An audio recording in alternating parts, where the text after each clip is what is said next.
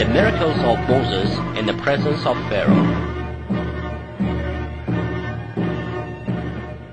Moses, after arriving in Egypt, and while his brother Aaron was accompanying him, went to Pharaoh's palace to invite him to accept and worship the Almighty God. When they reached there, Pharaoh said to Moses, "Are you not the same child who was living in my house?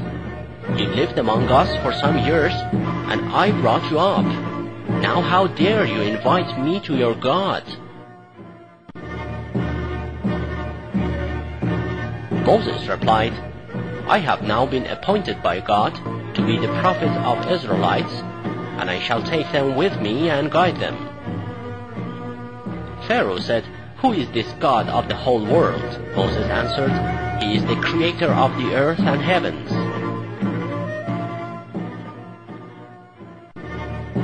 Pharaoh, addressing his subjects, said, "Oh, did you hear that? Did you hear what he said?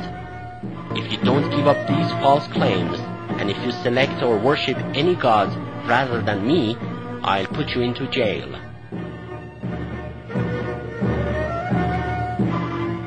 Moses said, "Even if I bring you an obvious miracle?" Pharaoh said, "Do you know any miracle to prove your claims?" And Moses replied, "Yes, I do." Then Moses dropped his stick down on the ground.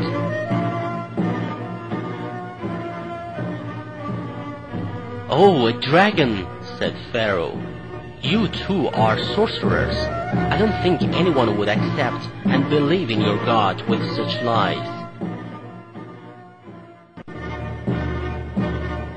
"Listen, you people. Moses and his brother have come to drive you out of your country with their sorcery and witchcraft. What shall we do with them now?" Some people said, "Expel them from that city. Set them on fire. We'd better pay no attention to them."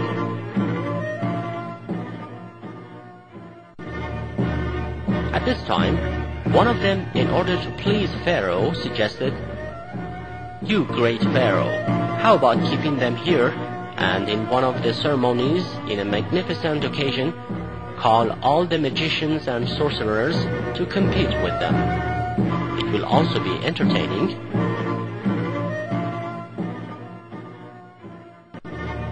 Pharaoh replied, "That's a good idea, and we shall do that."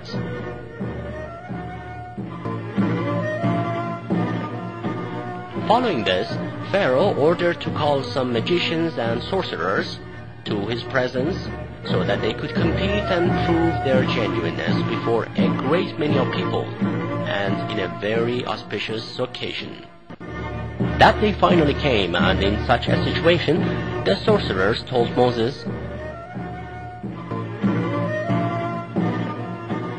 "You, Moses, do you want to be the person to begin first, or shall we start first?" Moses replied, "You go on with whatever you want to."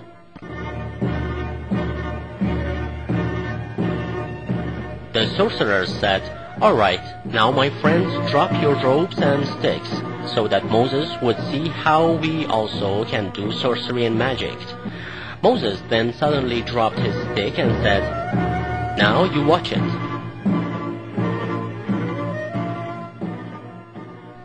The sorcerers, seeing the dragon, were quite shocked and embarrassed. So they said, "Oh, it's strange. What do we see? We swear this is not sorcery. Now we shall believe in the unique God."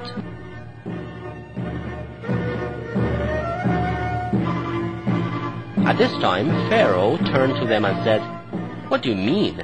Are you defeated this early?"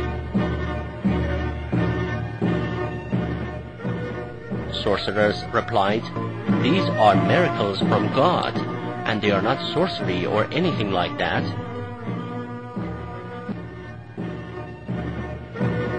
Pharaoh said, "How did you dare to believe in Moses' God before I let you? I'll soon punish you for what you did. I shall order to cut your arms and legs off and hang you then."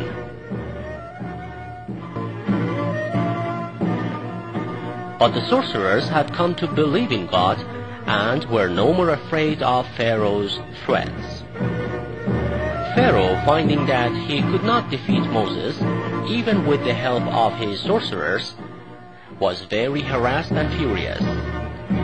He noticed that people were gradually losing their faith in him, so one day he turned to his people and spoke to them in a way to make them hatch a plot against Moses. So he said,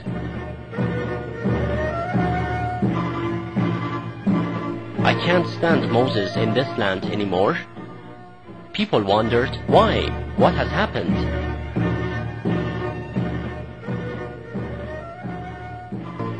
"See how Moses has made you change your opinion.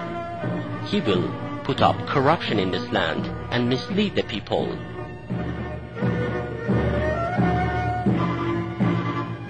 At this time, a pious and faithful man said, "What are you talking about? What are these words? Do you think it is fair to order to kill someone because of worshiping God? You mean you're accusing him of this?"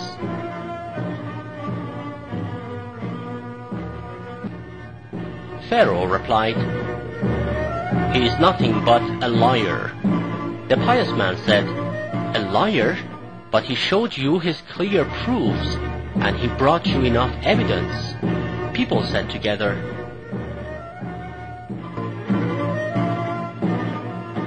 "He is a sorcerer, and his so-called miracles were nothing but an act of witchcraft."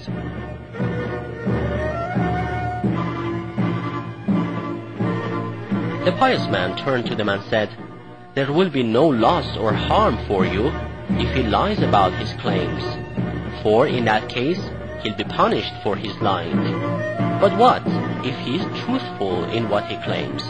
Then the divine torment will be yours, and God will not guide such liars and will not forgive them. Just think, if God sends his divine torment down on us, what force or power would be able to save us from that?" People all said,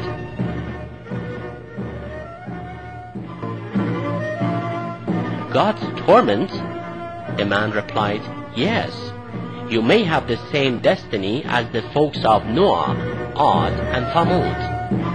People said, "Hey, you man, you are insulting our sanctities." Pharaoh added, "Throw this shrewd man out of here." The man said, "I'm inviting you to eternal felicity, but look, you're forcing me to a pagan and atheist."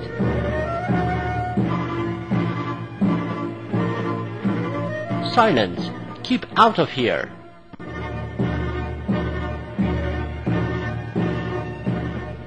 Thus Pharaoh's threatening did not prove to have any effect, and Moses went on inviting people to the unique God, but this time more actively and openly. All the while, Pharaoh was also trying to oppress Israelites more and more and increase the press on them.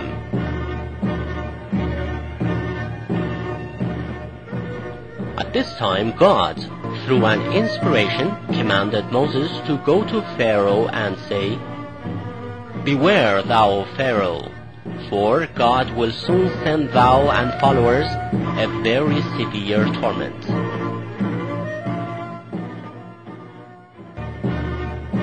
But Pharaoh, paying no least attention to God's words, continued his revolt against Moses and his God until some disastrous events such as famine, the flood of the Nile River, spoilage of the fruit, the loss of agricultural products, and grasshoppers' attack took place and made people frightened.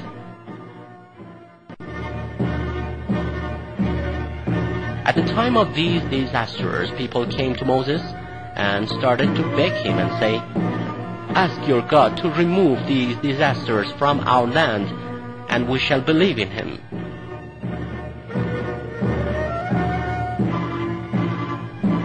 But exactly when the disasters were over, they again started their old revolt and atheism.